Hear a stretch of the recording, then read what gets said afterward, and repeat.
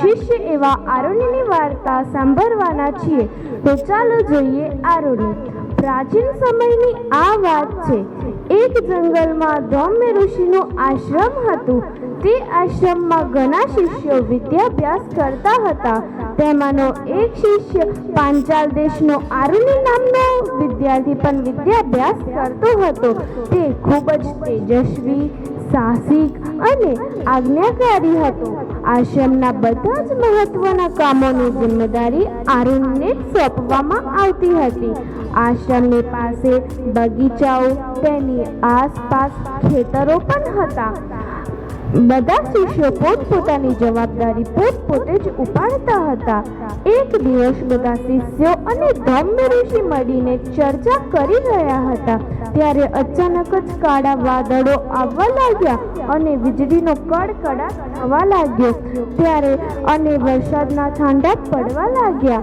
ત્યારે ધૌમ્ય ઋષિને ડાંગરના ખેતરની ચિંતા થવા લાગી કે હજી વધુ વરસાદ પડશે તો ખેતરમાં બાંધેલી પાળ તૂટી જશે અને પાકને નુકસાન થશે. તેથી તે આરુણિ પાસે બોલાવીને કહે છે કે, બેટા આરુણિ, તું આપના ડાંગરના ખેતરમાં જઈને જોઈ આવ, પાળ બાળ છે કે નહીં. જો ક્યાંક વધુ વરસાદ આવે તો પાળ ન તૂટી જાય તેની ચકાસણી કરી આવ. જે આજ્ઞા ગુરુદેવ. એમ કહી આરુણિ પાવડો સાથે લઈને ડાંગરના ખેતર તરફ જવા નીકળી જાય છે. અને ત્યાં તો વરસાદ ધોધમાર વરસવા લાગે છે. પરંતુ આરુણિ દોડવા લાગે છે. આરુણિ દોડતો ડાંગરના ખેતર પાસે પહોંચી જાય છે અને ત્યાં જઈને જુએ છે કે પાણીના વહેણથી પાણીમાં એક બકારું પડી ગયું હતું. તેથી પાણી બહાર નીકળી રહ્યું હતું. આરુણિ કંઈ જ વિચાર્યા વગર માટી અને કચરો ભેગો કરીને પાળ બાંધવા લાગે છે. પરંતુ વધુ વરસાદના કારણે પાળ તૂટી જ જતી હતી. પરંતુ આરુણિ વધુમાં વધુ મહેનત કરીને પાળ બાંધવા લાગે છે. પરંતુ વધુ વરસાદના કારણે પાળ ધોવાઈ જતી હતી અને તૂટી જતી હતી. આરુણિને કંઈ જ ઉપાય ન મળતા તે પોતે જ પાળ બનીને આડો પડી જાય છે અને ખેતરના આગળ જતું પાણી અટકાવે છે. ખૂબ જ રાત થઈ ગઈ હતી અને વરસાદ પણ બંધ થઈ ગયો હતો.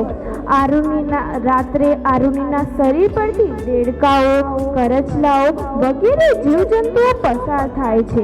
પરંતુ આરુણિ બધું જ સહીને કટિબંધ ત્યાંનો ત્યાં આડો પડી રહે છે અને પોતાના ગુરુની આજ્ઞાનું પાલન કરે છે. આ બાજુ બધા શિષ્યો ધૌમ્ય ઋષિને પ્રાતઃ પ્રણામ કરવા માટે જાય છે અને ધૌમ્ય ઋષિ બધા શિષ્યોને આશીર્વાદ આપે છે.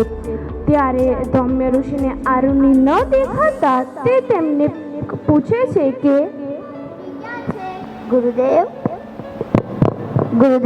આરુણિને મેં કાલ શાંતિ જોયો છે. અમને લાગ્યું કે કદાચ તમારી જોડે હશે.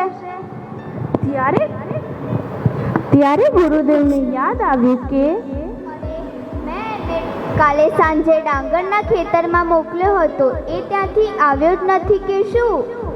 ત્યારે ગુરુદેવ તરત જ 2-3 શિષ્યોને લઈને ડાંગરના ખેતર તરફ જવા નીકળી જાય છે અને ત્યાં જઈને અવાજ લગાવે છે કે, આરુણિ બેટા, તું ક્યાં છે? આરુણિ તું ક્યાં છે? આરુણિ તું ક્યાં છે? આરુણિ તો કંઈ જ બોલતો ન હતો, કારણ કે આખી રાત પાણીમાં પડ્યા રહેવાથી તેનું શરીર મૂર્છિત થઈ ગયું હતું અને તે થર કાપવા લાગતો હતો. ત્યારે જ એક શિષ્યની નજર આરુણિ પર પડે છે. ગુરુદેવ, અહીં આવો, આરુણિ અહીંયા છે. અને બધા શિષ્યો આરુણિ પાસે જાય છે અને તેને પોતે જ પાળ બનીને પાણી અટકાવતા જોઈને ગુરુદેવ ખૂબ જ દુઃખી થઈ જાય છે અને તેને તરત જ હલાવીને ઉઠાડે છે. આરુણિ બેટા, ઉઠ બેટા આરુણિ. ત્યારે આરુણિના કાનમાં ગુરુદેવનો અવાજ સંભળાય છે.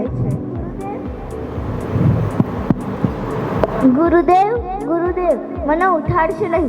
જો હું ઉઠી જઈશ તો બધું ખેતરનું પાણી વહી જશે. આરુણની આ વાત સાંભળીને ધૌમ્ય ઋષિનું હૃદય ગદગદ થઈ ગયું અને તે મનમાં ને મનમાં બોલી ઉઠ્યા. તારી ગુરુ ભક્તિને. તે પછી ધૌમ્ય ઋષિ અને બધા શિષ્યો મળીને પાળ બનાવવા લાગે છે.